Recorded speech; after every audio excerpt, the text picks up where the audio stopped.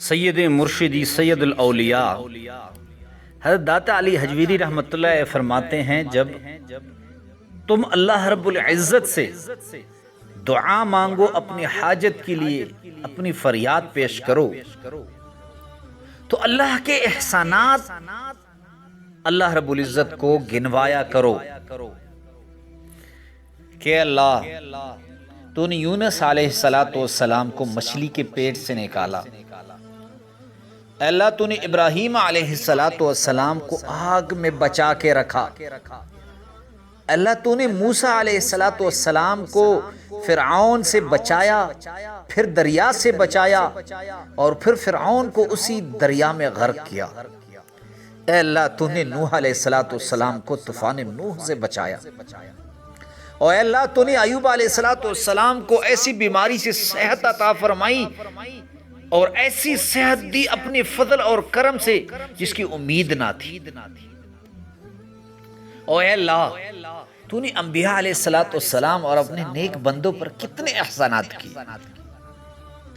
اللہ میں انبیاء جیسے تو نہیں، صحابہ جیسے تو نہیں،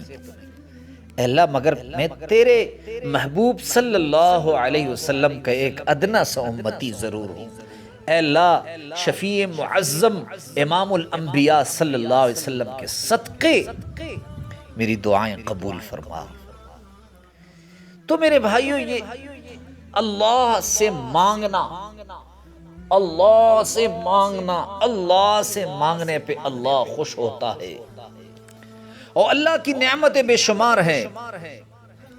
اور یہی بات یاد رکھنا، جو شادی شدہ حضرات ہیں جن کو جماع کے وقت طاقت کی کمی محسوس ہوتی، جو ایک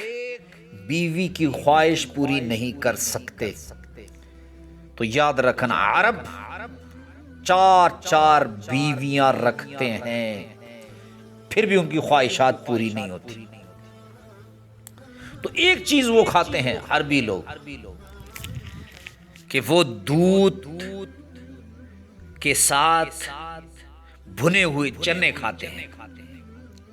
دودھ کے ساتھ بھنے ہوئے چنے، لیکن آپ نے یہ کھانا اس وقت ہے کہ آپ کے پیٹ میں کوئی دوسری غذا نہ ہو، ورنہ آپ بدہضمی کا شکار ہو جائیں گے۔ اگر آپ اس کو رات کو کھائیں تو پھر رات کا کھانا مت کھائیں، اگر آپ اس کو دوپہر کو کھائیں تو پھر آپ دوپہر کا کھانا مت کھائیں، پھر آپ طاقت دیکھیں، 4 بیویاں بھی آپ کے لیے ناکافی ہو جائیں گی۔